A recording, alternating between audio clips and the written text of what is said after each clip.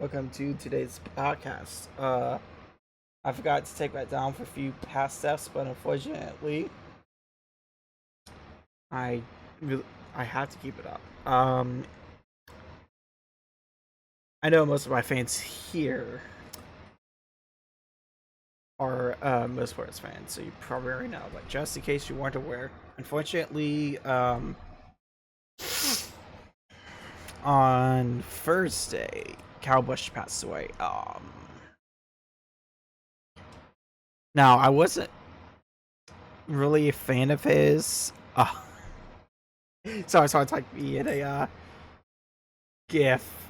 Uh, but it's just horrible, especially since Braxton, his eldest son, not even a week ago, just had his 11th birthday.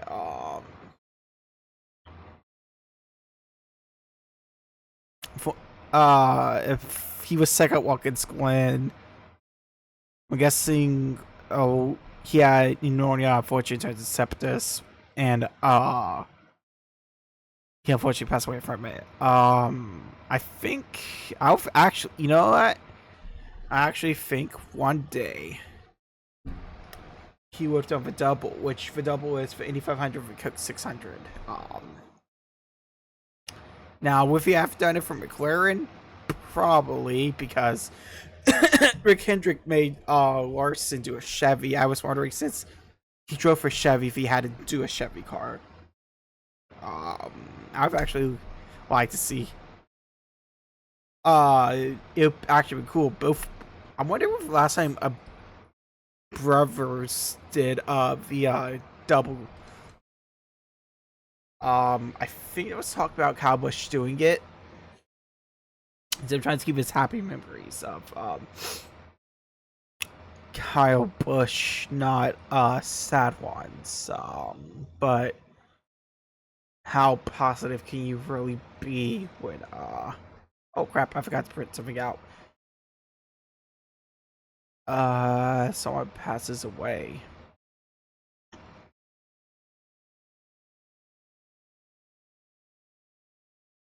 Like,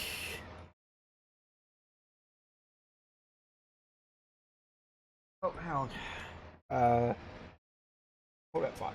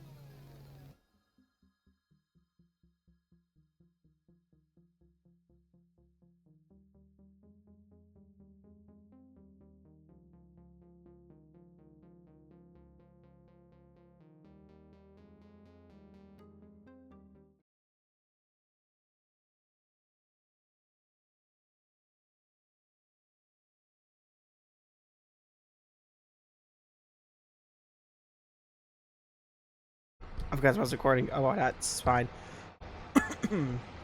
um, I'll just keep that BRB screen up. But anyways, um, yeah, it's just unfortunate. I mean, he was only 41. Like, I can make. I'm trying to make this happy-go-lucky, but how can you really make a stream where probably one of the best drivers in excuse me NASCAR history passes away so soon? Like, I'm trying to put a positive spin on this, but you just can't. The 18 car Wilma Grosjean, they ran a tribute to excuse me,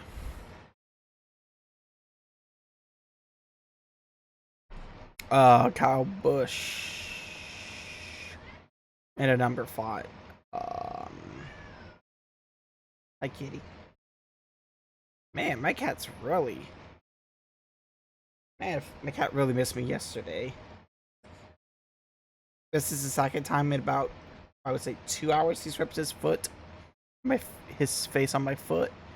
I know it's a way of him marking you, but anyways, it was just extremely heartbreaking, especially since, like I said earlier, his eldest child just had his birthday a few days ago. What's even more depressing is I should talk about Truck Series. I'm gonna cover it next season. It's Kyle Busch just won the Truck Series race before All-Star Week. Well, during All-Star Weekend, because truck race was the All-Star Weekend. So.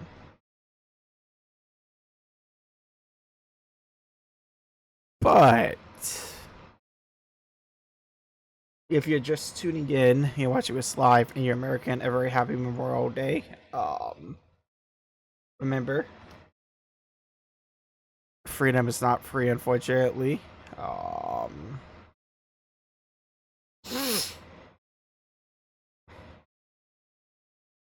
But as you can see by the little picture says, it's been paid for. I'm fortunate. I know a lot of military people, and I'm fortunate enough to not know anyone I was killed in action. Your case is ever. I'm sorry for your loss, and I don't know how important this holiday is, especially since family, parents, and friends have served.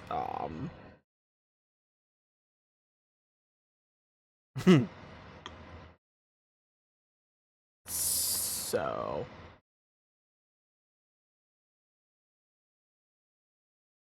all right, let's get a little more positive side. Let's talk for last FCC. Let's recap the last FCC match before World Cup break.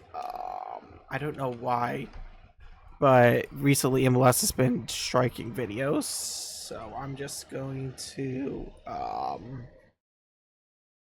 use for Google.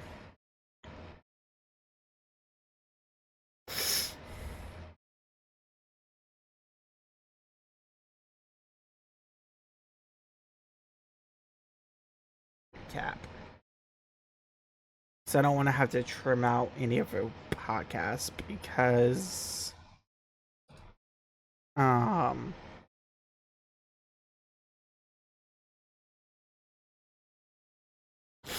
you know.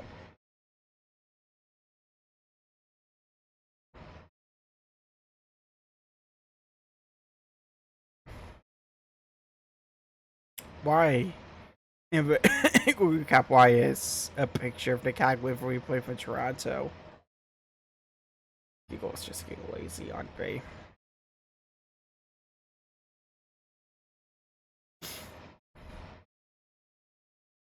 But yeah.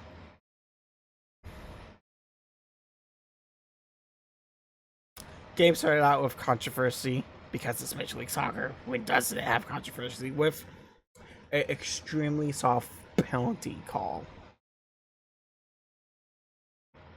Probably one of the softest penalty calls I've seen in a while. I seriously doubt it's your place up right now, but no, Andrew Reeby's takes breaking stars 3% of red cards, so he'll probably say it was a penalty. Like, it's just crazy.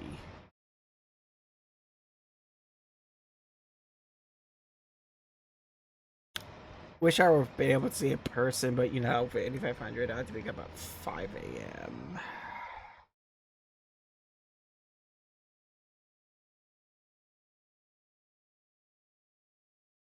Guys, are track route 10, which was too bad.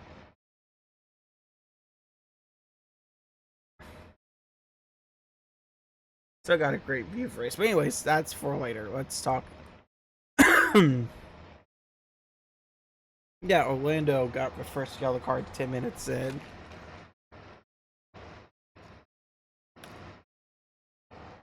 I mean, you instantly that's gonna be yellow.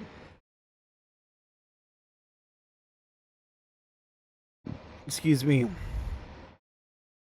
And like I said, they made it 1-0 on the worst, one of the softest penalties calls I have seen in a while. So, been a 32nd minute, another soft yellow. I mean, it was just weird officiating. With again, it's Major League Soccer. That happens.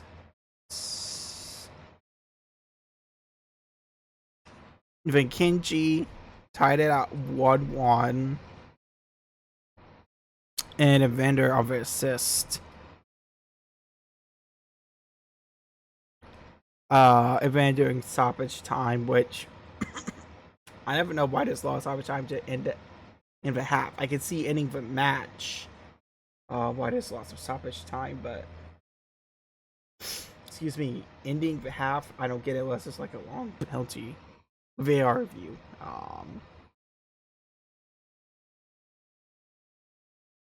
Which there was a short one to determine if I was supposed to be red, but of course, I didn't even take a look at it. It's, you know.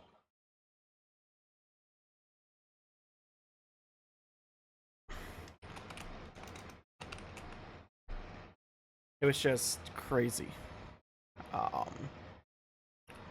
knew this. Wow, the highlights for this week or 34 minutes. I knew there's no way. It's just 7500 could be just highlights could be just 30 minutes.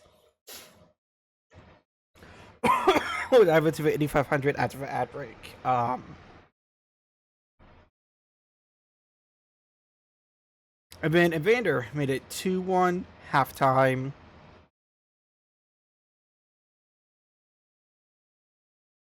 Matt, I still think Matt should still play with team, but sometimes his shenanigans get old, and his yellow led to it being 2-2 only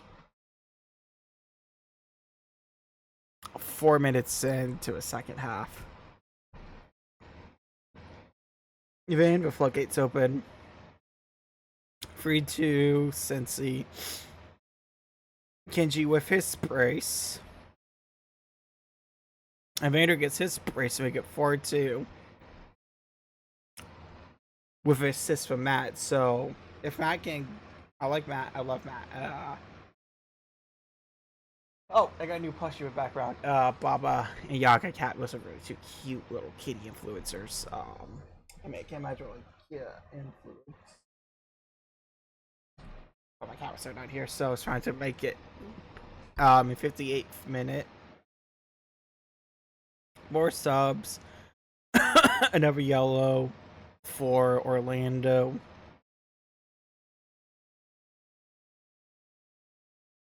More subs. 5-2. Denke made it 5-2. And then Barlow made it 6-2 in stoppage time. And Indonesia.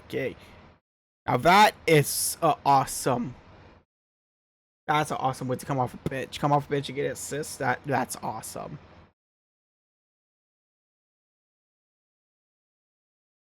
And then after stoppage time, it was a 6-2 final. I knew since it was gonna win because Orlando are the best team in the league. And they're going 6-2. You know. Excuse me.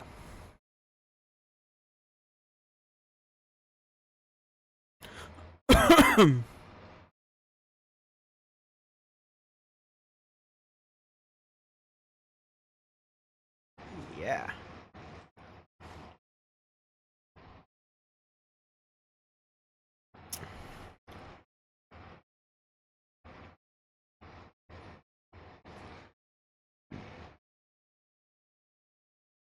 So yeah. Closing thoughts on this match before we switch, before we take the ad break. Good match.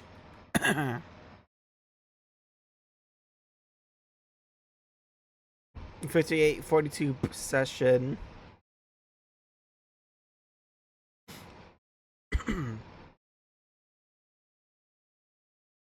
Yeah, of course, it's even though we won, it's yet another match for refs decide to call more fouls on us than the other team, which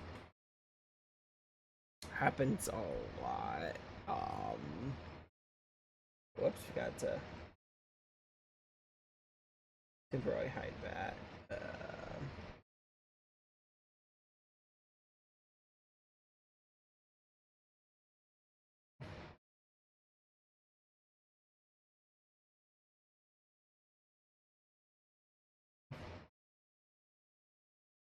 That's okay. So, anyways, I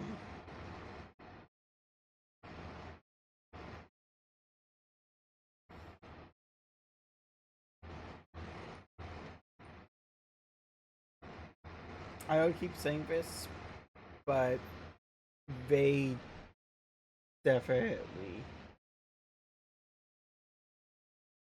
get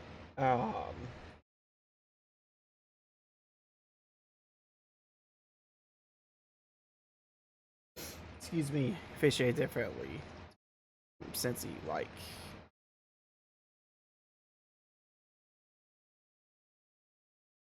show you a few examples.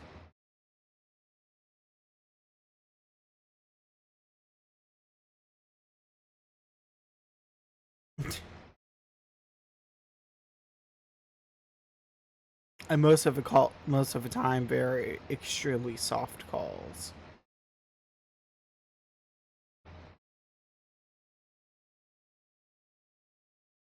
I mean, this is different because it's the Red Bulls, but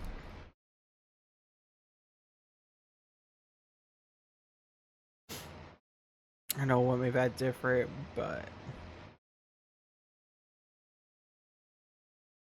you're starting to see a pattern here, aren't you? Anyways, about to take the first ad break of the stream. So, closing thoughts. A decent win before World Cup break. I still think, excuse me, there is a lot to work on during this World Cup break, which I'll be covering the United States men's national team right here on my podcast. So yeah.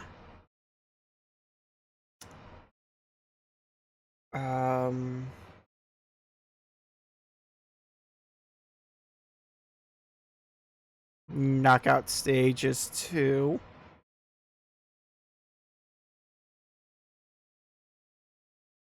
But my main focus will be excuse me.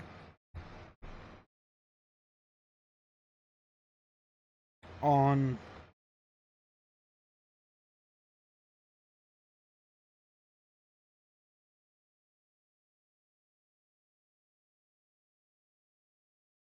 the United States men's national team.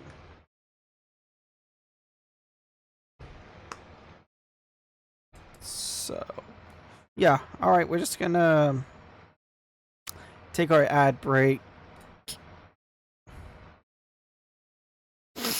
Excuse me.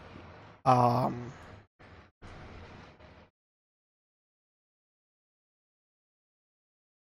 and then we'll be back with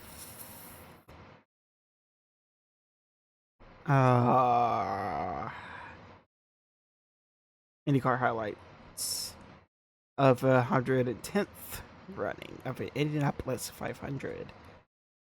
World's best race, world's best racetrack, and world's best racing series. And then we'll talk about the controversy post race. Wow, it shows how inconsistent IndyCar officiating is.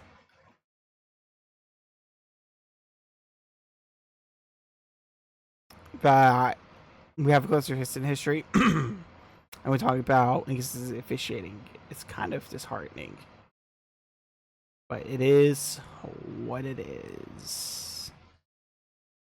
All right. All right, hi VOD watchers. Why or even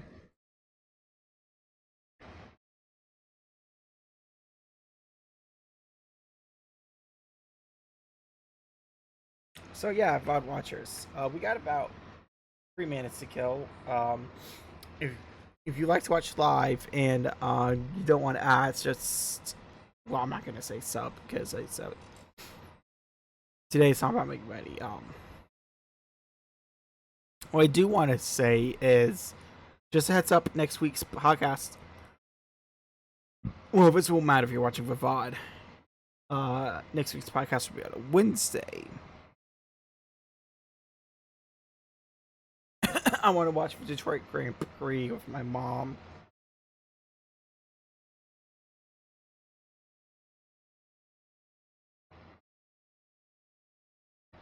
Plus,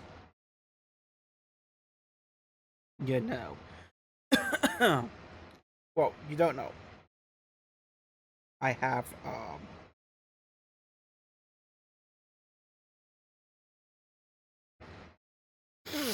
bowling. Wow, couldn't think of the word.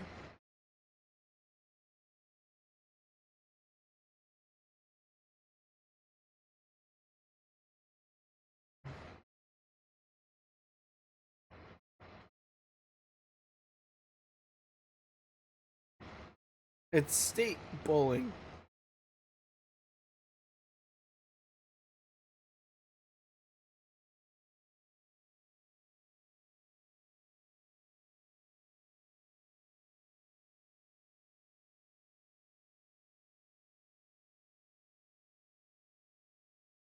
Anyway, oh, excuse me.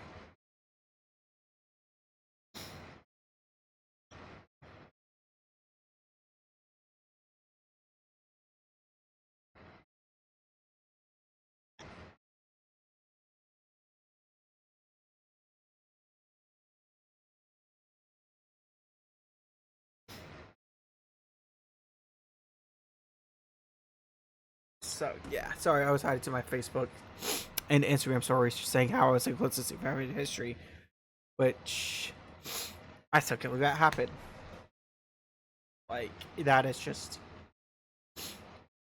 like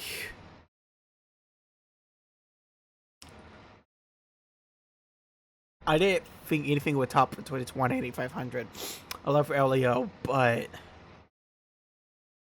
right, 3, 2, 1, and welcome back from the ad break, y'all.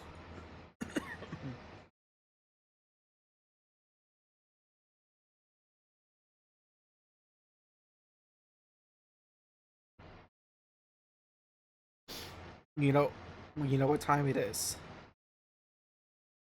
It is time to recap probably a race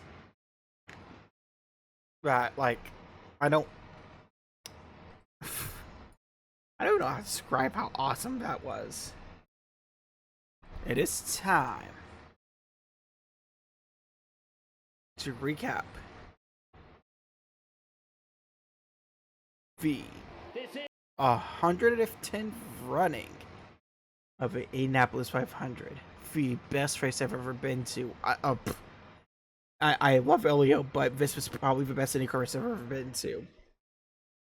You know what? Give us a freight every year. If people are gonna drive like they don't know what last lap is, that's, I mean, 500 is already good on its own, but this was absolute cinema.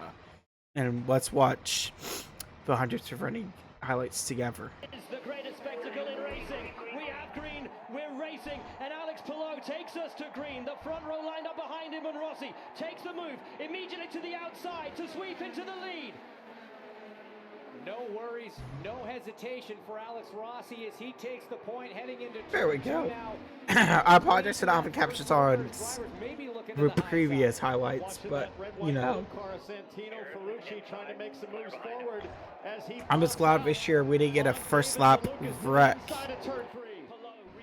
We've had a first lap wreck last few seasons or years. Seasons, years, same thing, but anyways. The big loser of that first lap from that first opening sequence. Great to see Daly making moves as now again the dance. I wish we had more ovals, but people don't support them. Now, if I have financial means, I would. If it's God's will, I will someday. But for people who can, please support oval racing for IndyCar. This is IndyCar at its best. So. That strategy and his temperament is what differentiates him. So precise, so calm under pressure. Rasmussen on the move. Nice pass. And guys, Alexander Rossi. Biggest silent is just because. A massive crash for him. He is in his backup car today. He has a foot that is bolted back together, a hand that is bolted back together. Alex Palou helped him up on driver intros. He will not give him any help though, now that this 500-mile race is underway. It was a pretty bold and aggressive move there from Felix Rosenqvist to get David Malukas in turn one. A late pop, we're going to be seeing a lot of those today. And our first yellow came on lap 18, which is supposed to be a moment's highlight for Kyle Busch. I think we should have done two. One on lap 8, one on lap 18, because those are two numbers. Well, probably lap 5, 8, and 18, because he was 5 for Hendrick, 8 for Joe Gibbs, and then obviously 8 for Richard Childress. Take a look at this replay here on the right side of the screen. You'll see Ryan Hunter-Reay just losing the car. I just saved fingers through. I was hoping when I tuned into the Coke 600 on my way home from Indy 500. Some cheer number 8 Chevrolet of Cheddar Scratch Kitchen, which sounds good. I don't even know this one near me. Anyways, guys, we talk about how important pit lane is here at the Indy 500, and they're coming to. Pace car was so beautiful in person, like. Beloved 250 America 250 theming around everything, and I get to celebrate actual America 250 at an IndyCar race. I wonder if there's marbles early, because as you saw, and I noticed, I didn't know the show broadcast because obviously I wasn't after it. Honestly, I was watching race against the race.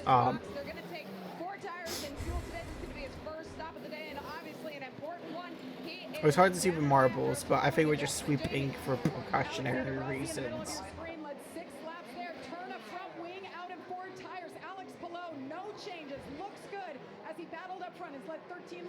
The big winners off pit lane. Rosenqvist up to I like how the backup pace car just looks to the background. Nice captions. Alex Palou. Gotta love captions. We're back to green. VK hangs on, Harvey hangs on, and around goes Rosenqvist. I'm just gonna call Alex Palou now. Why is Starlink? Man. We're about to see Ed Carpenter tell Three. excuse me, Sato, how he feels. Yeah, I've noticed. I think it's interesting how AMOS CVT works. Well, actually, because it's Have an immediate conversation and assess the driver. See the steering wheel coming off. Alex Rossi turned into that angry cat, that woman angry cat, that angry woman cat meme. Or sorry, Carpenter was for angry woman, and Sato was for cat. It was a low acceleration from VK. He's allowed to go much earlier than that. I just don't know what Sato was doing here. Traffic jam really at 200 miles an hour, and you see in the middle there, that is Carpenter. Look at Sato to the outside, I believe. Carpenter trapped in the middle. They're 3 wide going into turn 1. It was probably like, what? And what happens? He just Sato just turns down on him. I just don't know what Sato was doing there, to be honest. Not being him and one other. Not a lot Ed could do from that place. Oh, I'm gonna have to pull up his reaction elsewhere, but the impressive rookie who qualified so well, only to have a penalty afterwards, relegate him to the back of the grid, takes the lead of the Indianapolis 500, and here comes Alex Palou. Crucially behind, Palou got backed by both McLaughlin and Felix Rosenquist. So the champ on a charge now is Ferrucci and Rosie side by side in 2. Yeah, Connor Daly there, who runs 4th in line, wants no part of hanging back right now. He goes to the outside of Grosjean. woo! In the 18 car, it's Daly Someone almost, I don't know who that was, but they almost fell for grass. A rookie leads. Daly, the local favorite, up to 3rd. Grosjean drops 3. McLaughlin's dropped 2. But up comes Santino Ferrucci. I think this is honestly best 500 since 2021. McLaughlin on Ferrucci with a late pass, and Malukas. It's definitely a rest of the year so far. Instead, Rosenquist will now have a look underneath Malukas. Ay, ay, ay, that's close. Wheel to wheel through 2. It's actually cool. I got to briefly meet Rosenquist. Let's see, just saw my photo. My dad set me up. Wasn't it fun? It was when it's a fun night for Blue Jackets because Recropper will speed us. Between Newgarden and Rosenquist, but Newgarden keeps it stuck in as Collette. He can't surely think about it was racing night. Daly to the lead. Listen to the crowd. At Blue Jackets. Of course, I had to wear my 80-card knit cap. Wow, I have not seen racing this fierce Because in the first 33 laps for years. Now remember, you know, it was a racing night. He hasn't pitted, so in the next 3 or 4 laps, I would expect him to come to But pit lane. fortunately, the Capitals won in overtime. You don't need to look at the pylon and nose leading. Just listen to the crowd as Connor took the lead there. Now Collette back in front, not only almost out of fuel, almost out of tires as well. Those Firestones have done a Kyle Collette was on a weird stint. He's doing a great job out front. Collette knows how to lead out front. This guy, as he comes to pit lane, this guy can run a 5K in 18 minutes. He's one Some of of the them biggest were. drivers in the series. He comes in for fuel. Now Daly leads. The Indianapolis 500, the boy from Noblesville. It'll probably take me 18 hours to run a 5K. Adores this track. The fan base here adore. Yeah, just ignore the bot. In their approval, anytime he gets I won't try to. the lead. But here comes the defending race winner, Only the 4-time champion Alex Palou to the lead. already at state because I forget to turn it back on. Scott McLaughlin. And that next car up ahead is Roman Grosjean. You lose basically about a lap with the pit stop here. Because it was my job, so that's why everyone adds to hopefully get paid eventually. But desperately stay on that lead lap. Palou leads Daly, Malukas, McLaughlin, Newgarden, and now they all throw themselves down pit lane. Lap 61 of 200. Kevin Lee is standing by and waiting. I know. 6 spots on a very fast pit stop. Newgarden has charged through the field for the second year in a row. He will hit his marks. Shell 100% renewable fuel and Firestones. Can I get paid every time? Can I get paid for saying Shell 1% renewable fuel?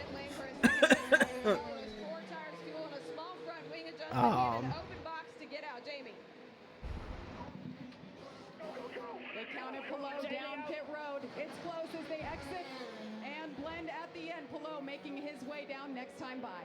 McLaughlin has got ahead of Connor Daly on that stop. Penske working it absolutely phenomenally. McLaughlin leads Daly, then it's Newgarden, then it's Malukas. You're allowed 2 wheels over that white line, all 4, and it's a penalty as McLaughlin brings them round to keep the pace. Stay ahead of this group because they fall ultimately a lap down.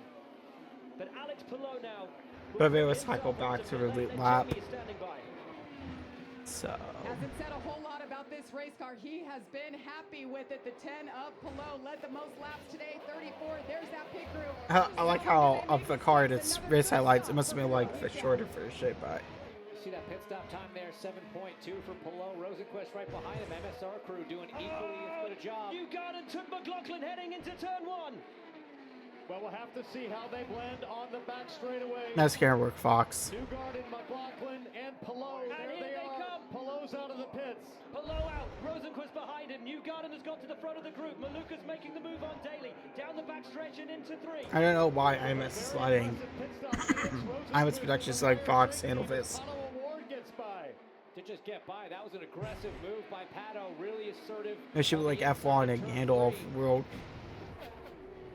Lap 67. It should be like F1 and have their own producers and stuff. Does he look on the inside or the outside or keep his powder dry? Just stays where he is for the moment. Dixon 4th, Newgarden 5th, McLaughlin 6th. What a battle we're having. I think Malukas thought maybe Rosenquist was going to try to pop out on the 10. Decided to just back off and have a little bit of clean room there, but Ferrucci... Yeah, it's just, I can't, I was just wondering, there's no way in heck that they could only find I knew it was just going to be long 30 minutes of highlights.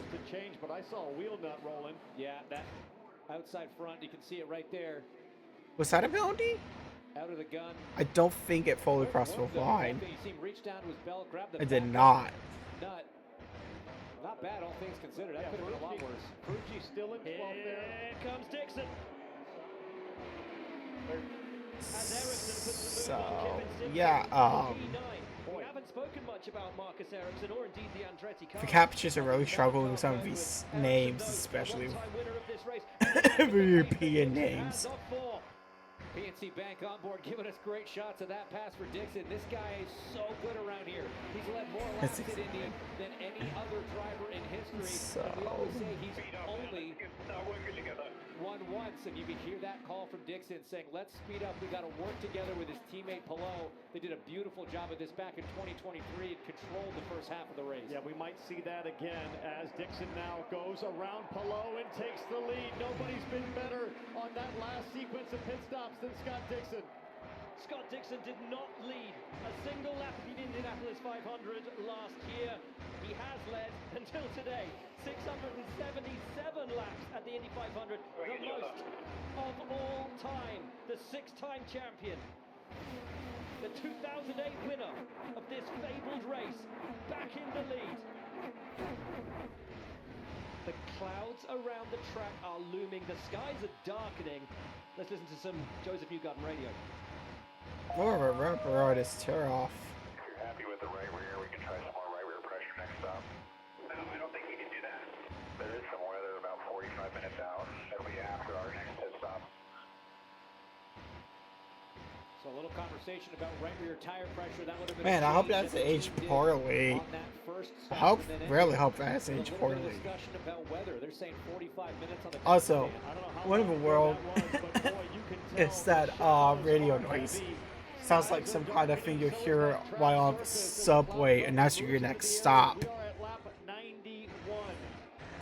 The race is official once the leader crosses to complete lap 101. That's 10 laps away, but Pelot, Dixon, Rosenquist, So yeah, all the Penske's, obviously, still needs to pit, maybe around have a lap 500 is 200, so. 97. I don't know if they can stretch it. to lap 101. Thank God we got all 200 laps in. Lap 62, that'd be 38 laps. That's too far. And if they can't make it, the drivers who could. Once again, Rasmussen, who's made his way up to 16th. He has 2-3 laps over the rest of them, as does VK, as does Harvey. Guys, we just saw Alex Rossi peeling off a pit lane there. Oh, Not sure if that's a strategic decision to maybe be. Oh, and that's Unfortunately, Will's engine blew there.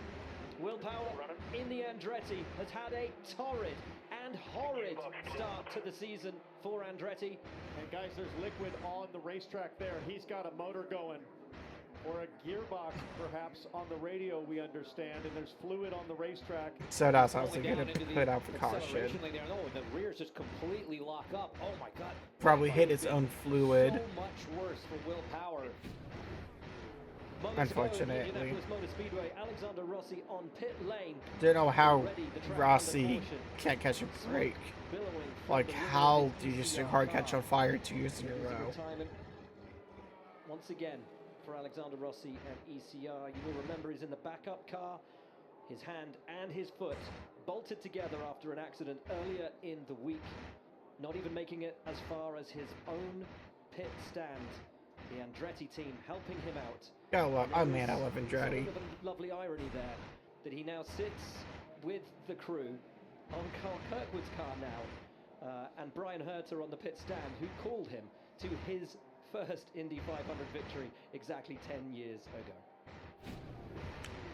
I love how they call it the oil diaper.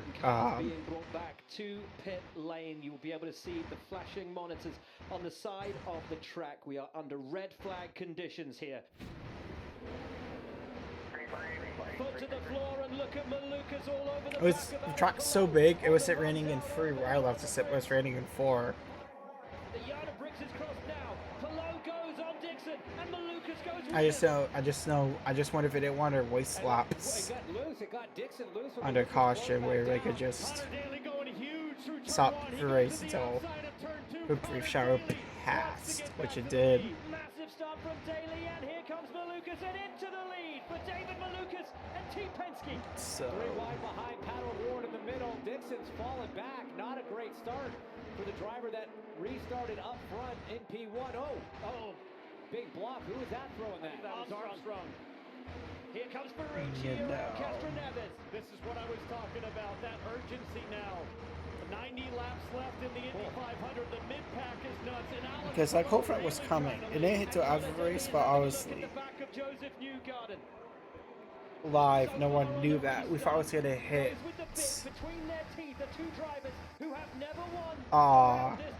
Like with 10 to go. We thought it was gonna be a very shortened race. I don't know what I'm doing with my hand.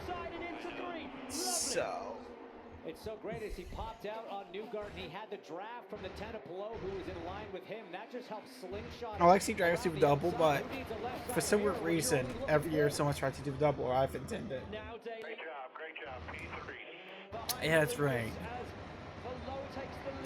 24, 25 this year. 24, what's it worse? Because there's only 2 cars in front of him. I think he's well aware of that. I like the aggression there from Connor Daly. it just rained and rained. Huge run for David Malukas. To me, that was actually Palou giving them that spot. He was popping. The race was delayed literally 4 hours. Be a straight up fight. You got home until late at night, but it was worth it. As we get a yellow flag now for track conditions. Drop the turn 4. Rain keeps falling on my head. The crowd rise out of their seats to watch this race get back underway. Malukas goes. Palou goes with him. Down, big crash behind, and that's Newgarden. I think Newgarden's okay. I know he spent, excuse me, a while. The Penske man, who had had such a wonderful day. And but infield chaos and mostly to watch your race. Probably have better, like I told my mom, probably has better air conditioning than There's Newgarden. He's under his own steam. Oh, just got onto the curb maybe. Did that left front crossover? Trust me, that curb is slippery. What I always think so realistic. Yeah, that's unfortunate. It is a move we have seen so many times here, Townsend. iRacing is so realistic. It happens in iRacing. As soon as I hit it, I'm like, ah! Many drivers over the years. Malukas will take us back to Yeah, it happens in iRacing because iRacing is the most realistic simulators out there. So, unfortunate. Quick on the restart, and he's already up and with the defending race winner who moves to the outside, and Malukas tries to defend, but it's Daly on the inside. Daly to the lead, Daly to P1, and Dixon goes with him. Malukas drops back. McLaughlin in second. I like that little sliver of red. Lucas goes from the lead to 6. It just shows you what a disadvantage being the leader on a restart can be. You can see we got a decent green flag run in between the caution and red, and then back to caution for rain. Daly not backing down though, not letting the champ get through. He keeps his foot in it, stays on the gearbox of McLaughlin. That shows Connor's here to fight, man. I like this. Connor Daly in several Now, with sake the cars drive the track faster, with exhaust. This position, I don't understand that. I see NASCAR gets exhausted slowly on the track, but then again, I'm not an engineer. Ericsson is up to 5th. That is 50 lead changes in just 134 laps. McLaughlin was so bold on that restart. He wanted his chance at the front. I got pretty dicey there, guys. Scott Dixon mixing it up, and Malukas, I think, said, you know what? I don't feel like this is the moment to risk it all. He backed out. Now McLaughlin goes on Daly. And Palou again wants to go with him. Goes tight! That is so tight down the front stretch and into 1. Daly falls to 3rd. Palou up to 2nd. McLaughlin holds on. And the reason they are fighting. This was just such a beautiful race. Comes at any moment, and this race doesn't restart. Whoever is leading will be declared the winner. It's no time to go now. Daly off of 4 now. Here comes Marcus Ericsson. I think they would have got it in, but then again, it was overcast, and the overcast would have helped with track drying, and wonderful. Absolutely wonderful. 55 lead changes for the day. stuff. I can't help but laugh at the spotter telling Daly he's now leading. There's no cars in front of him, but he knows. He knows what he's doing here. Dreyer and Reinbold Racing in their only race of the year lead at Indianapolis from the might of Penske, from the might of Ganassi.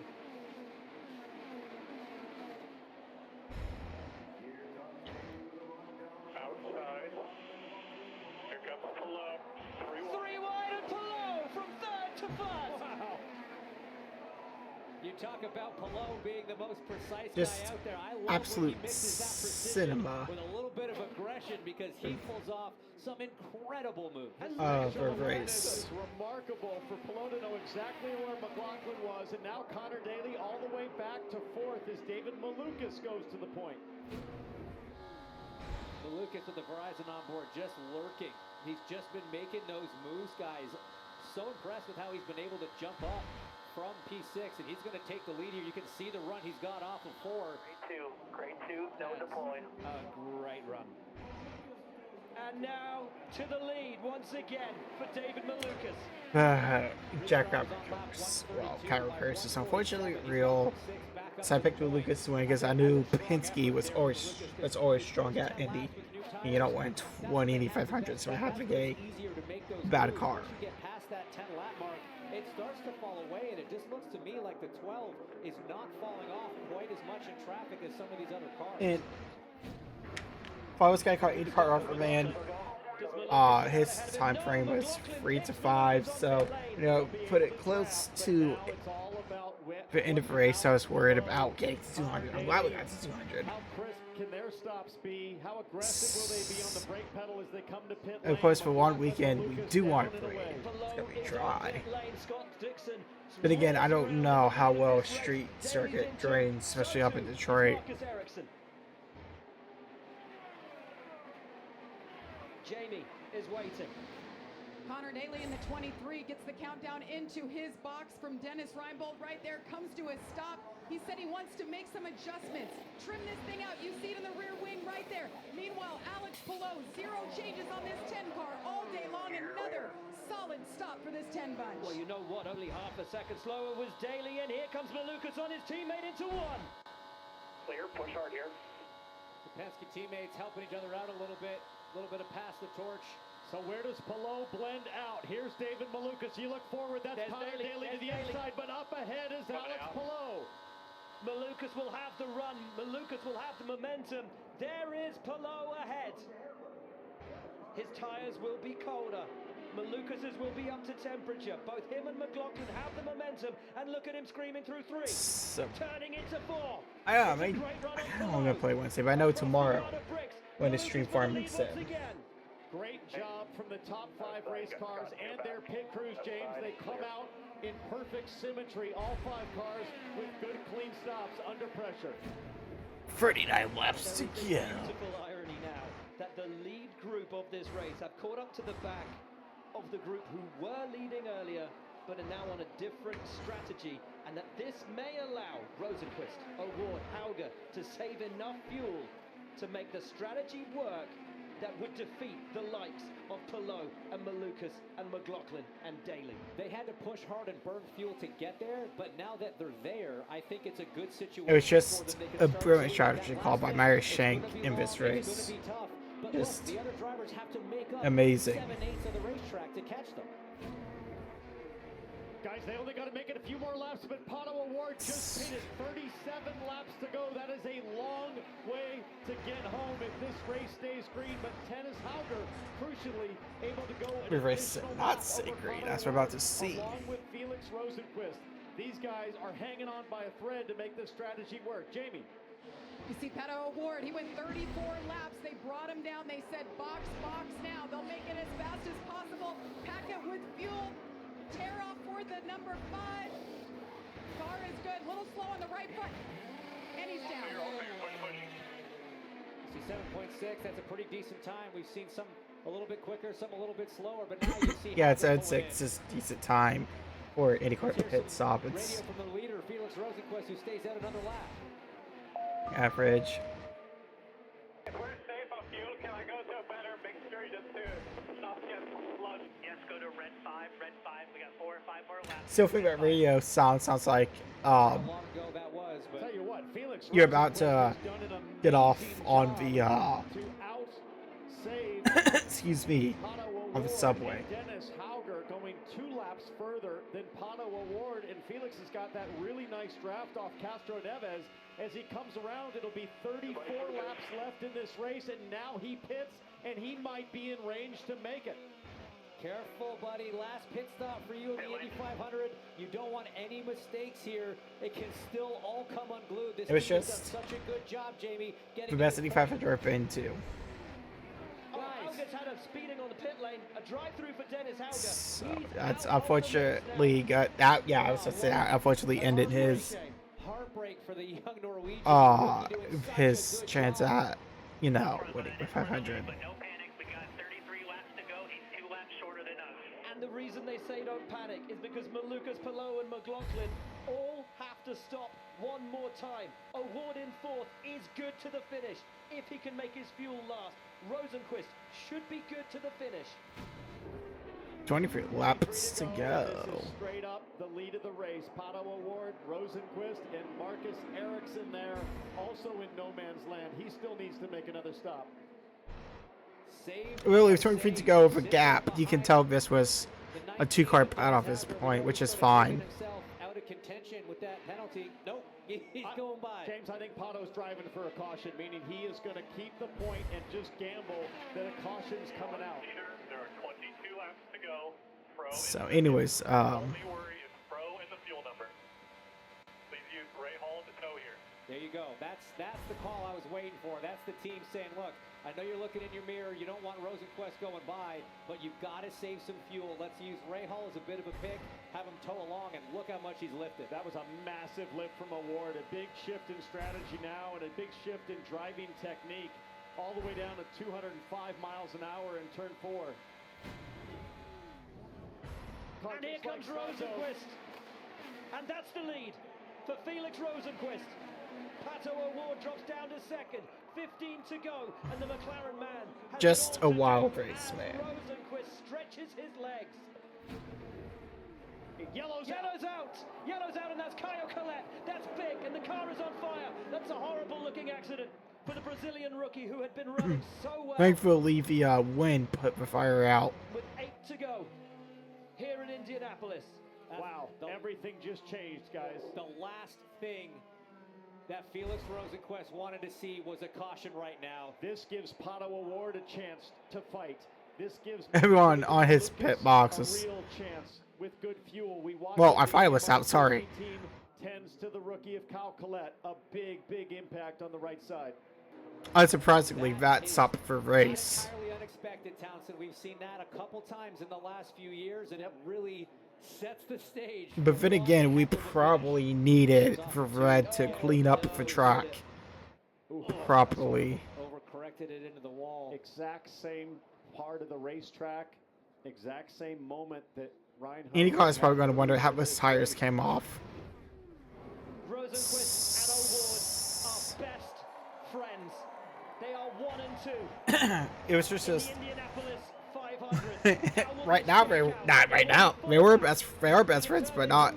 And we found fast 5 laps. Of the greatest spectacle in racing. We go green. Look at the start from VK. And here comes Armstrong.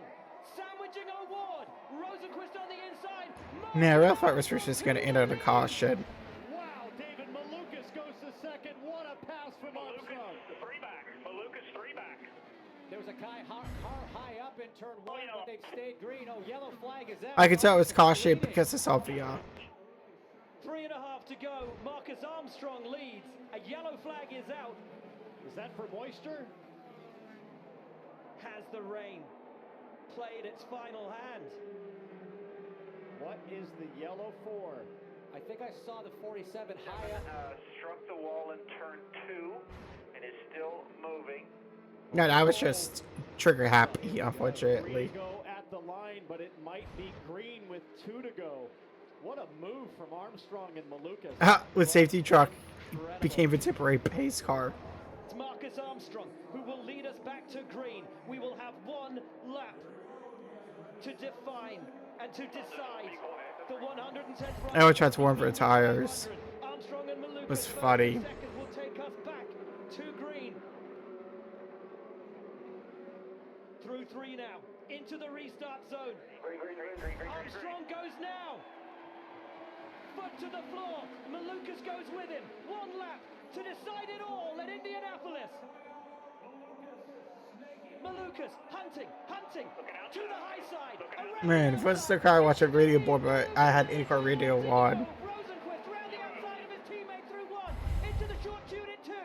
Teammates battle side by side, but out front, the young American chasing his first win off turn 2. David Malukas goes to defend. The MSR driver still side by side, but will that play into Malukas' hands? And here comes Pato O'Ward.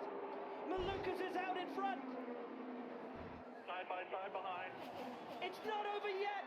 It's not over yet. Malukas has to defend from Rosenqvist. Great run off the final corner. Here comes Rosenqvist. Malukas defends. Who has it? Over the line. Who's it going to be? It's Rosenqvist. God, I still can't believe I was there.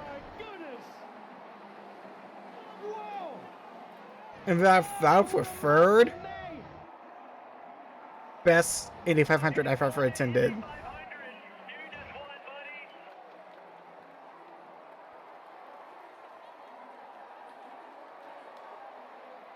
Wish you were here. Oh, thank you, guys. I could hear the crowd cheering over my headset. Fun race. My God, good job, buddy. You take your time coming in. Enjoy that. Enjoy it. Felix Rosenqvist, you are an Indy 500 champion. Congratulations. How does that sound, Felix? Oh, I don't even know what to say. What a car, what a car. Massive thanks to the team. We had 2 cars there.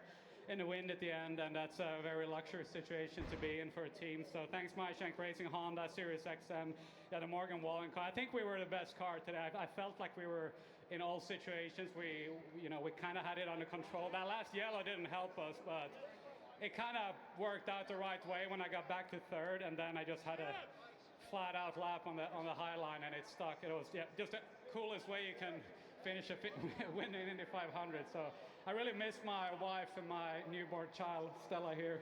I wish they were here with me, but my sister is here somewhere, so I'll celebrate with her. Thank you. What an incredible result. And look at this. This for high speed camera. Half a car length. 0.233 seconds was the margin of victory. Closest finish in the 110 Like, runnings of this storied race. That was insane. I'm gonna have to take a real quick bathroom break, so I'm gonna pause recording. We are back. We do have to talk about some controversial stuff.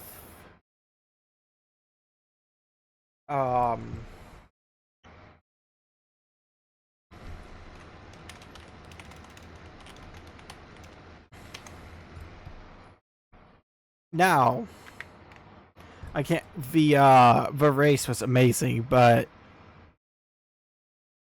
we do have to talk about some controversy that happened post race.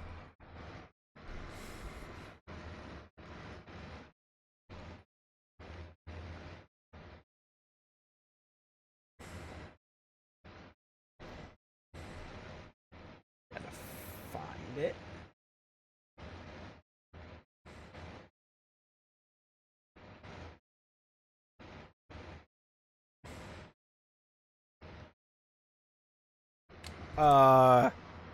IndyCar officiating announced its April last 500 post-race technical violation penalty 1 day ago.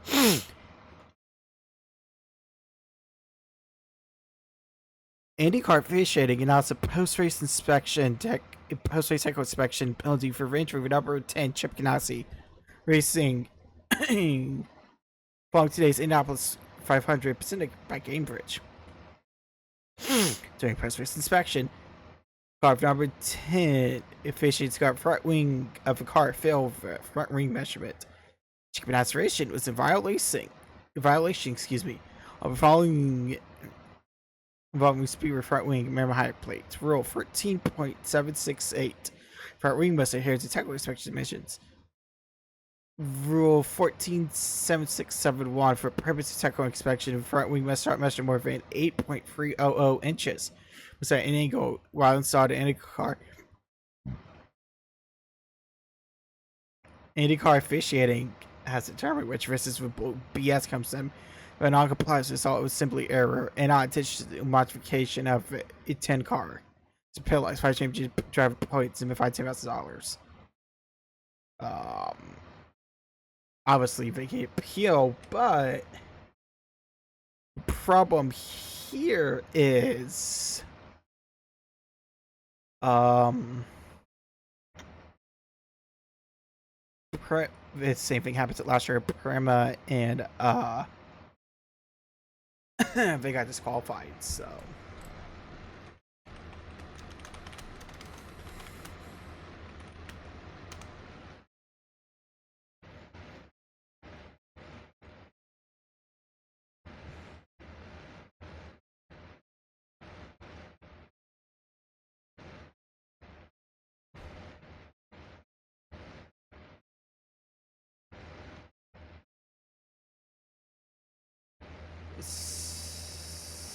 like I don't understand how you can deem it unintentional if one of the big ice does it, but if you know Excuse me. Oh, wait, that's qualifying, sorry. No. If a smaller team does it, it's just intentional. So, like, I don't understand that.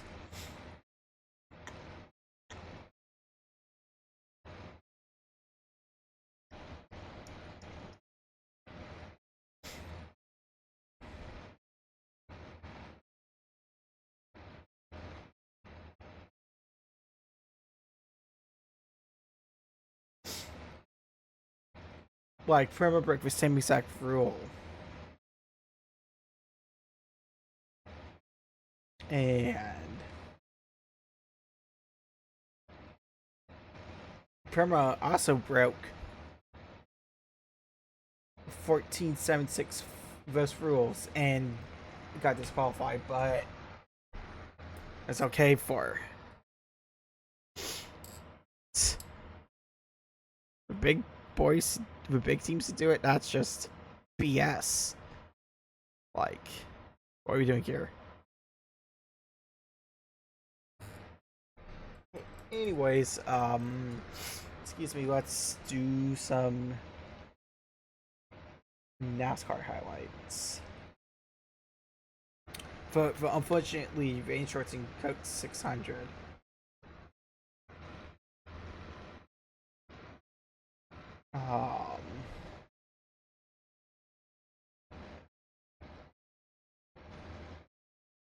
But before we do anything, let's watch the tribute Members to of Kyle Kyle Busch. Busch's family entering Charlotte Motor Speedway from left to right on your screen. His father, Tom.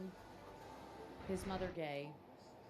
Older And Miss brother and Kurt. NASCAR Hall of Famer Kurt Busch. And his girlfriend, Lyda. On hand for the festivities tonight, Carl. I can't explain why this is so special to me. Tom and Gay and Kurt have given so much to this sport. It's so special that they came. I know this doesn't make sense to a lot of people, but I could feel it earlier. We talked about it. I thought, I don't know how they're going to sit at home. For them to be here is such a show of strength. Braxton, Lennox, when you watch this 20 years from now, just remember who the Busch family is. The Busch family is fearless and brave. This is amazing. I mean, Carl, I see the tears in your eyes. I get the lump in my throat myself just by watching that image there. But look at everybody standing behind them. Yes. I mean, we have the Bushes back. This is the community in which we love. We have a mutual respect for all of our competitors, and we lost a tremendous one. Anybody out there who feels alone, I don't think I got to whoever hear feels alone, Steve's whoever suffering, don't ever be alone. It's not where full you're supposed to be with your community, with your speech, friends, because with your I totally family. forgot. I'm so thankful the Busch family. I totally is out lost here track of time. By tonight. the time we got out of the parking lot, I was like, oh crap, This it's is a Coke story 600 to start. developing live here as we see now Kyle's wife, Samantha, for the first time publicly since her husband's tragic passing on Thursday.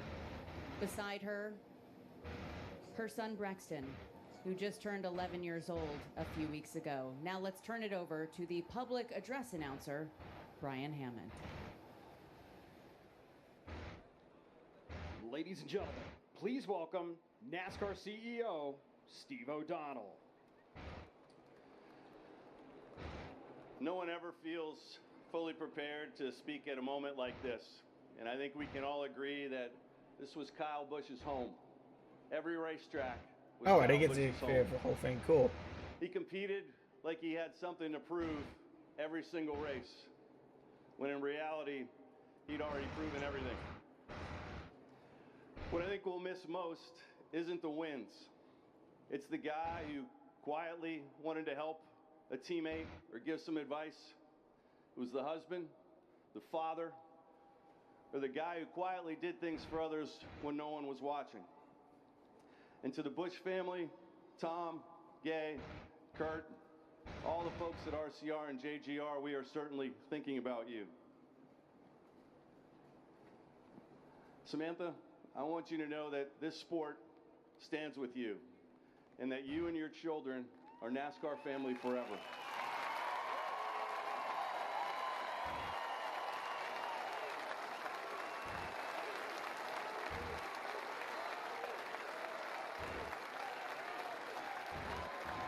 And Brexton and Lennox,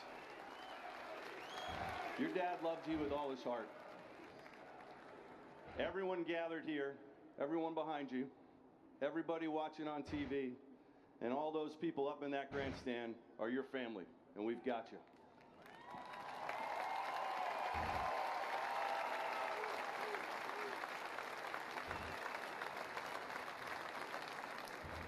Kyle Busch is NASCAR. He was one of a kind, and there will never be another. And I'd ask everybody now to join us in a moment of silence for Kyle.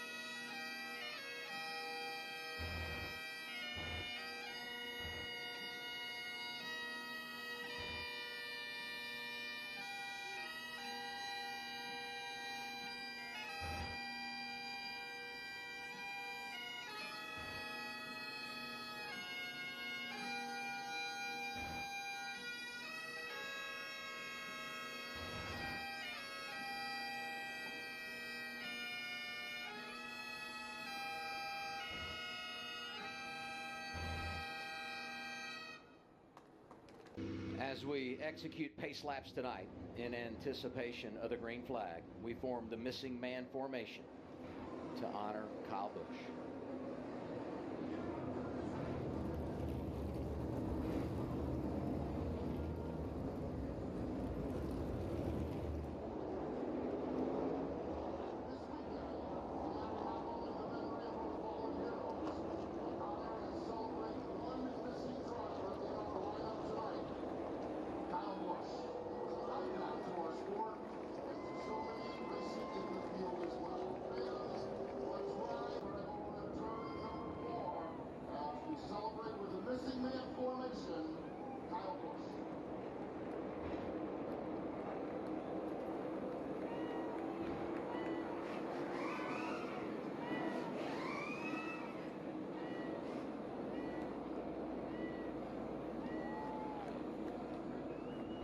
So much emotion here this weekend for so many reasons.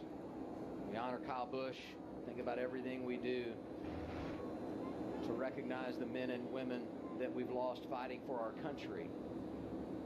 And the execution has been outstanding.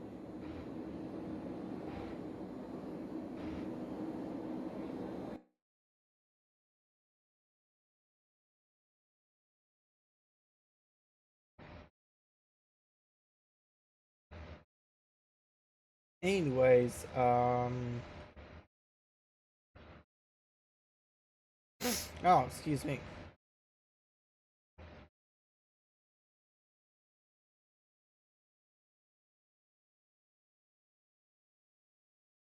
It's gone on such a horrible, horrible, long weekend for some of us. We had some, um, something good to look at, like Fandy 500, but it's a fun race. Both races were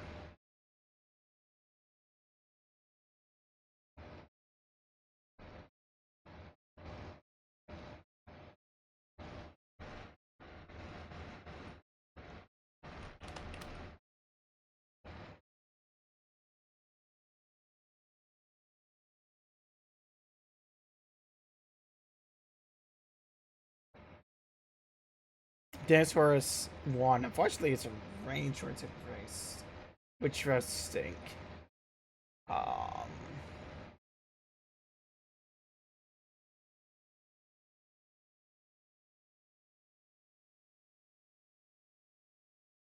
Our hearts are broken over a life cut so short. A legend, a larger-than-life personality that helped shape NASCAR into what it is today. We all gather together and race in Kyle's honor tonight as part of Rowdy Nation. Members of Kyle Busch's family entering Charlotte Motor Speedway from left to right on your screen. Out for third. Got to feel good about this. We're going green in the Coca-Cola 600. anyways, let's watch for Coke 600, which unfortunately was not 600 miles because it rained. And with its sidecar race, it was absolutely pouring. It's like 11:30 at night. Excuse me.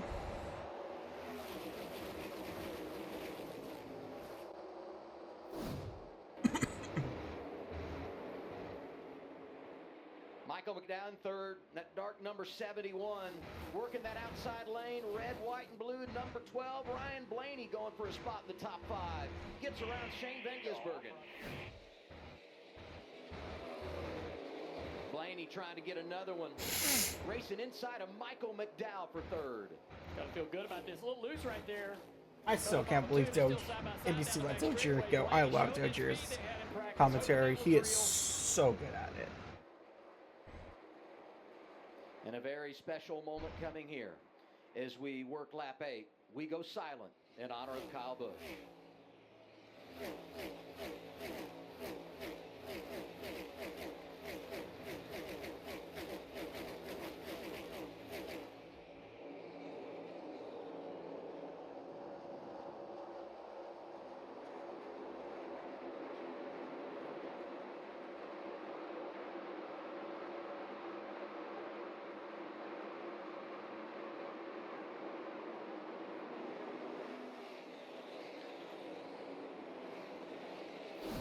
Chase Briscoe looks good early.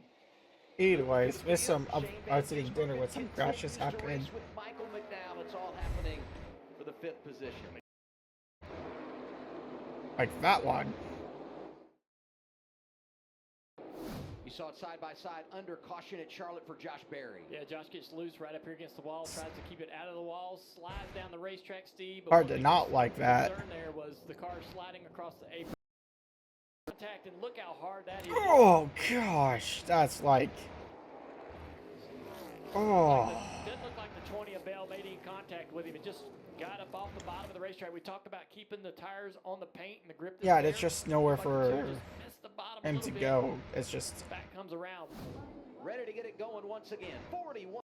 Unfortunate. It's like the 23 of Bubba Wallace got shoved into the outside wall. 45 is one of the cars that can. Oh, look at this. Can the two-time winner this year, Chase Elliott. Yeah, now so unfortunately looks like it just Chase this race over. I mentioned it earlier in the show. We had a couple of cars trying to make that decision as late as possible. Final lap opening stage. Carl Larson won stage 1. Toyotas, Briscoe, Reddick, and Hamlin. Briscoe got a little run down the back straightaway. I guess on somebody? I don't know. 4 car lengths, 3 car lengths, 2 car lengths. Thought Larson would drive away. Didn't exactly do that, but he's going to win the stage. Reigning champ on point, getting the green and white checkered flag in the opening stint of. The car gets tight, has to get out of the gas. That the wheel was not. Attitude. Gisbergen. Gibbs, from Denny Hamlin won stage 2. On the mile and a half at Las Vegas. And tonight he gets his second stage win in the Coca-Cola 600. Gibbs, Briscoe, Reddick, and Larson the top 5. 5 of the top 6 are Toyotas. Blaney stays in the game. Buescher back.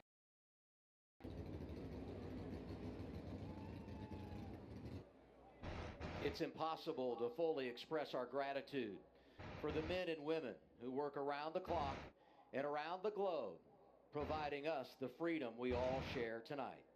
Hamlin Briscoe. Oh, maybe they should have Jones show. Automotive restart zone underway in stage 3 in the Coke 600. It's a great launch by the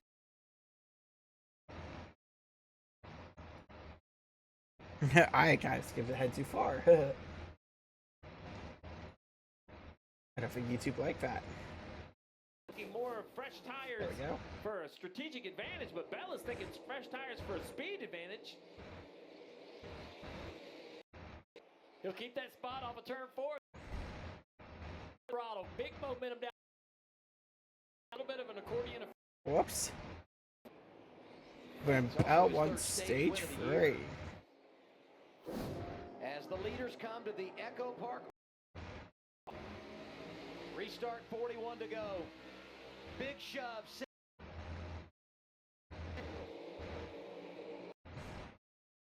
Suarez for the lead. Bell is there as well. Oh, contact. 11 and 20 get together.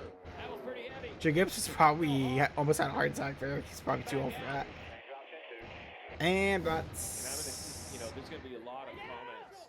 Oh, man, The race is official. Daniel Suarez wins the Coca-Cola 600. What a tribute to Kyle Busch.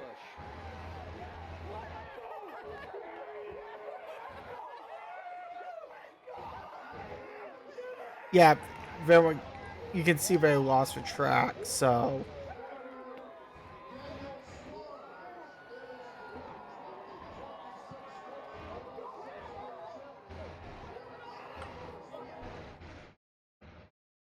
All right. And now we're on to, excuse me, the future predictions portion where, you know, I try to predict the future.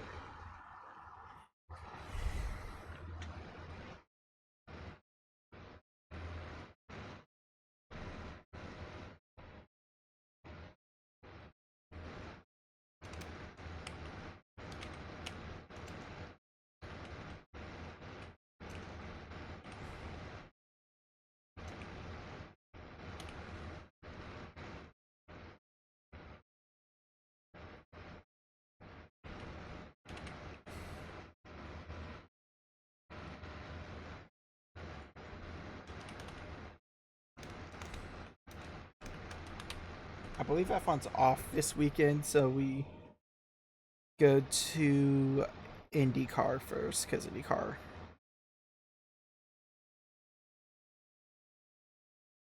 Yeah, F1 is off this weekend.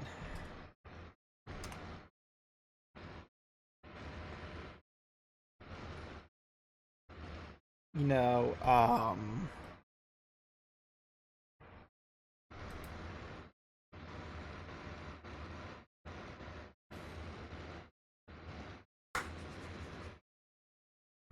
think he's gonna win.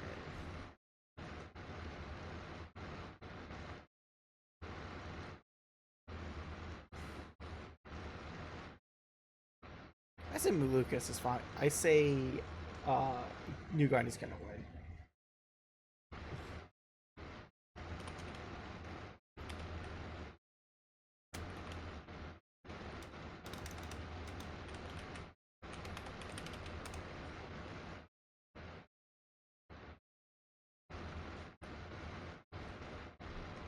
Newgarden,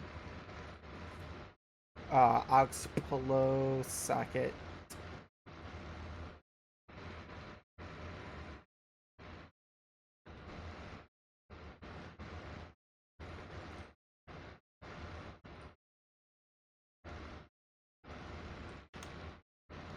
Third, Award's gonna come in third.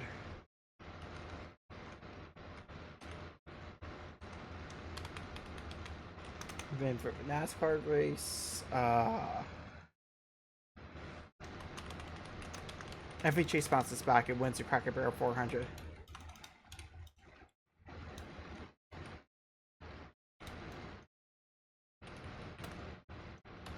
Alright, bit of a longer one, but I knew it was going to be that way because we had so much to cover this week. So, excuse me, I'd like to thank you guys for watching. Excuse me, God bless. I still believe that Jesus is Lord, and I will see you tomorrow evening where we do some harvesting. Like I said, the harvest is just gonna be my regular Monday right now. So yeah, see you YouTube.